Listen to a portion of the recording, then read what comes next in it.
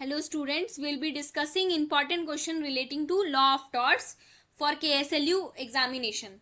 So first is define tort, the nature, scope and essential elements of torts. Then distinguish between tort, crime and breach of contract.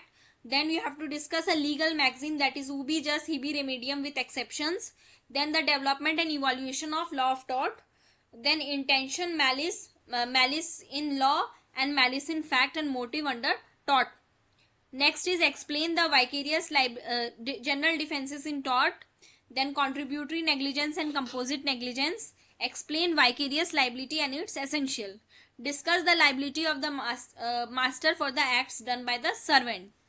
Then in unit 3, negligence and what are the essentials of negligence with leading cases. Explain public nuisance and private nuisance. Discuss the rule of Rowland versus Fletcher, that is strict liability. Then explain the concept of absolute liability and distinguish it between strict liability. Now unit 4 talks about explain the tort of assault and battery. Discuss false imprisonment and its essential. Explain defamation and the defenses. Discuss malicious prosecution and the essentials. Explain trespass against the person and trespass against the property. Then unit 5, you have two options. Either you can study Consumer Protection Act or you can study Motor Vehicles Act. So under Consumer Protection Act, you have to study the salient features of Consumer Protection Act, who is a consumer, define defects in goods and defects in services, explain the consumer dispute redressal agencies.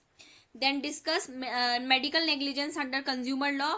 Explain the remedies that are available to the consumer and the limitation for filing the complaint. Then under Motor Vehicle Act, you have to study, explain the liabilities without fault under Motor Vehicles Act. Discuss third party insurance. Explain the Motor Accident Claims Tribunal. Write a note on offence, penalties and procedure under the Motor Vehicles Act.